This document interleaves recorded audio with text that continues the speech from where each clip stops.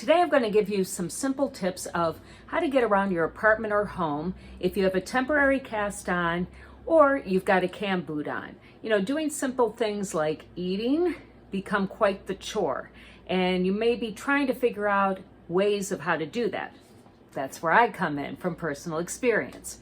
So when I first broke my foot, I did it on the weekend, and I had a contraption like this with stretch bandage around it. So I couldn't even walk on my foot. So obviously I had to use crutches, so check out that other video of how I got around on crutches. But when it came to eating and getting around, you know, keeping your leg up like this without a cam boot on becomes very painful in certain areas, and it's actually more painful than the foot. This is what I came up with. Most kitchens have a smooth floor, there's no carpeting.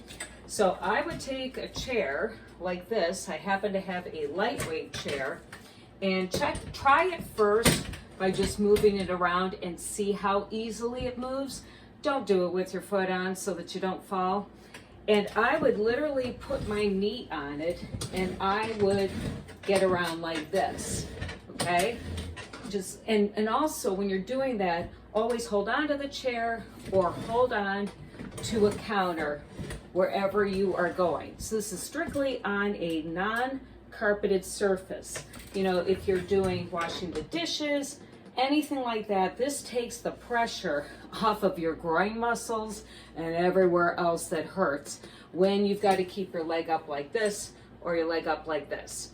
Now, once you get the cam boot, in terms of my injury, I had to completely stay off of it. So I still did this at times. However, once you have a cam boot on, if you're supposed to stay off of it, like say you have a 5th metatarsal fracture, I would literally walk on the heel of my foot. So basically you are flexing your foot like this, but with the cam boot. That way you're just putting the pressure on the back of your foot. And so this is what I would do. Now naturally, when I got the cam boot off, how do you think I walked? Like Captain Hook. I was going like this. So I highly recommend finding an excellent physical therapist once this madness for you is over.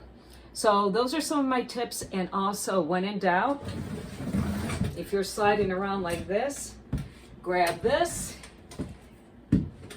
sit down, open up your fridge, and get out whatever you want, and find a counter space or a sliding cart near you and eat away.